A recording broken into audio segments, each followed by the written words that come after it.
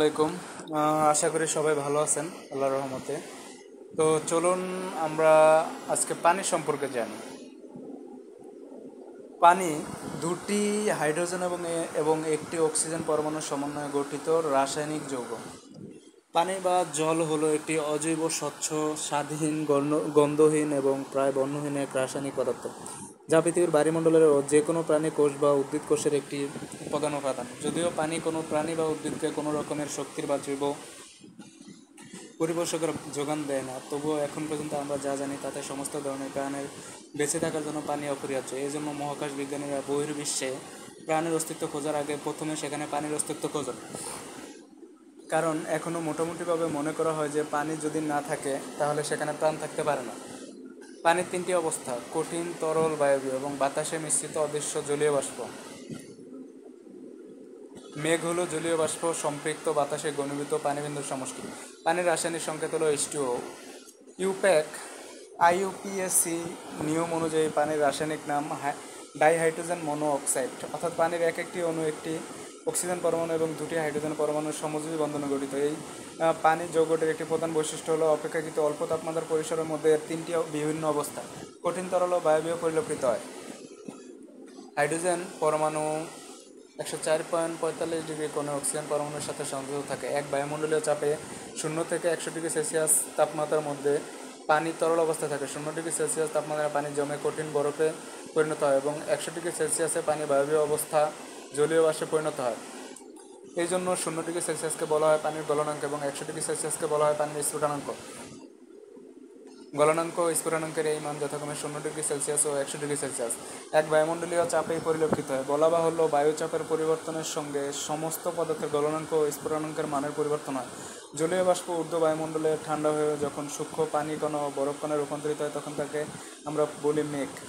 যখন পানি কণাগুলো আকারে বৃদ্ধি পেয়ে পৃথিবীর উপর নেমে আসে তখন তাকে বলি বৃষ্টি। যখন বরফ কণাগুলো আকারে বৃদ্ধি পেয়ে পৃথিবীর উপর নেমে আসে তখন তাকে বলি তুষারপাত। এখানে আরও বলা যেতে পারে পৃথিবীতে তরল স্ফটিক রূপেও পানির অস্তিত্ব দেখা যায়। রাসায়নিক যৌগের নামকরণ প্রক্রিয়া অনুসারে পানির বিজ্ঞানসম্মত নাম হলো ডাইহাইড্রোজেন মনো অক্সাইড।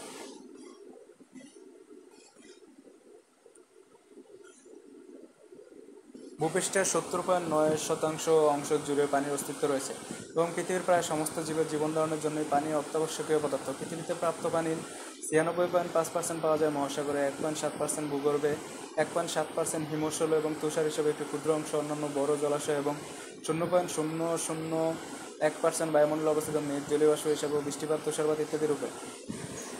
পৃথিবীর পানির মাত্র 2.5% হলো বিশুদ্ধ পানি এবং বাকি 98.8% হলো ভূগর্ভস্থ পানি ও বরফ। বিশুদ্ধ পানির 0.3% এরও কম অংশ পাওয়া যায় নদীতে, হ্রদে এবং বায়ুমণ্ডলে, এবং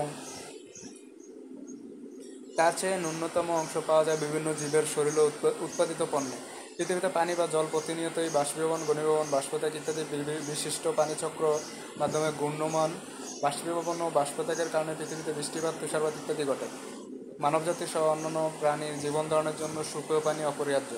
গত কয়েক দশকে পৃথিবীর সকল প্রান্তেই সুপেয় পানির সরবরাহ বৃদ্ধি পেয়েছে, কিন্তু তবুও প্রায় 100 কোটি মানুষ নিরাপদ পানি ও প্রায় 250 কোটি মানুষ স্বাস্থ্যসম্মত শৌচাগার থেকে বঞ্চিত। নিরাপদ পানির ব্যবহারের সাথে মাথাপিছু মোট দেশজ উৎপাদনের সুস্পষ্ট পারস্পরিক সম্পর্ক রয়েছে।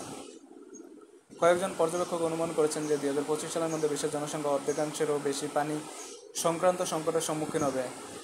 নভেম্বর 2009 প্রকাশিত একটি সাম্প্রতিক রিপোর্ট অনুসারে 2030 সালের মধ্যে কয়েকটি উন্নয়নশীল অঞ্চলের যোগানের তুলনায় পানির চাহিদা 50% ছাড়িয়ে যাবে। বিশ্ব অর্থনীতিতে পানি একটি গুরুত্বপূর্ণ ভূমিকা পালন করে, কারণ পানি বহু রাসায়নিক পদার্থের দ্রাবক হিসাবে কাজ করে এবং বিভিন্ন শিল্পের শীতলীকরণ এবং পরিবহনের কাজে সহায়তা করে। মানুষের ব্যবহৃত বিশুদ্ধ পানির প্রায় 70% ব্যবহৃত হয় কৃষিকাজে। তো সবাই ভালো থাকবেন, আমার চ্যানেলটাকে সাবস্ক্রাইব করে অবশ্যই পাশে থাকবেন।